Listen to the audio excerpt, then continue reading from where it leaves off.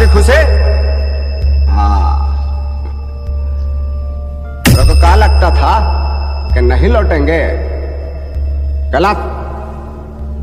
जब तक तोड़ेंगे नहीं तब तक छोड़ेंगे। बहुत लंबा दंगल चलेगा रे। लोग हमें प्यार से अनिल डीजे कहते हैं।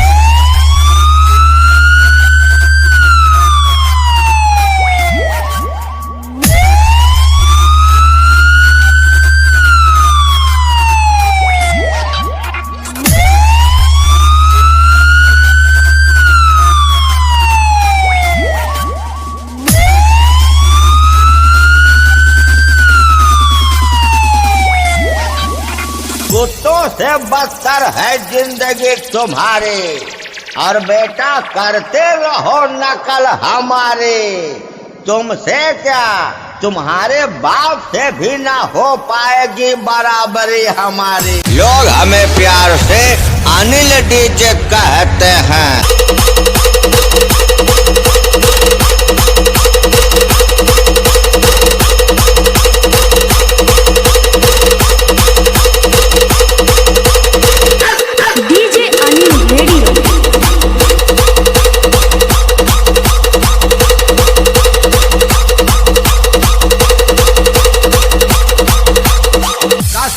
तू तो बहुत जनवावत रहा, देखते मान कहाँ चला गया सटक के। तोहार वही हाल बा कि मेहरवन से ज्यादा जैसे हिजड़वन चला थी मटक मटक के। आज तोहका बेस गिराई के मारा पटक पटक के। लोग हमें प्यार से अनिल डीजे कहते हैं। डीजे शिव कुमार भाई।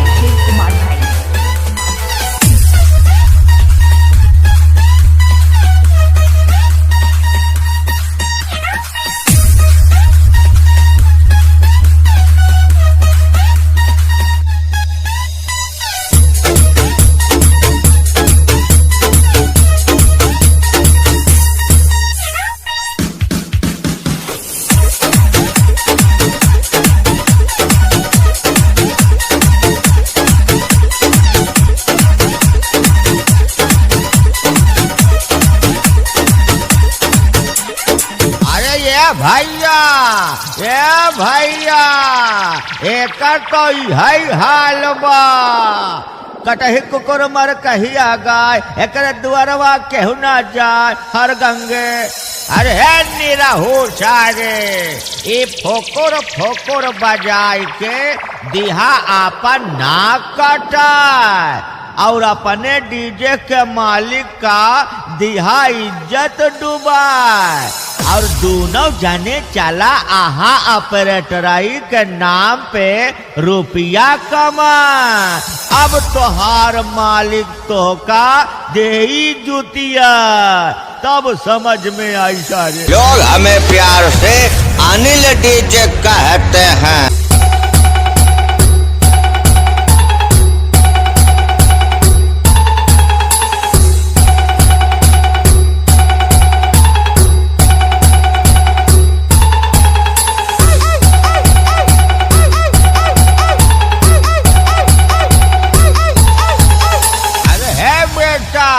तोहरे लिए कहाई कबा, पोने पोनिया छत पोनी पोनी पानी, इतना ठोकब के दुनिया जानी।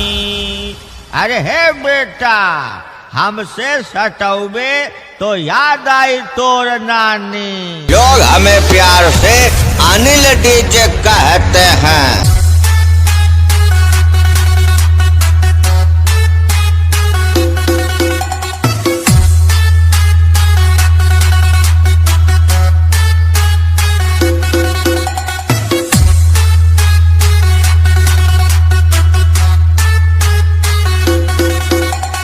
DJ Anil radio.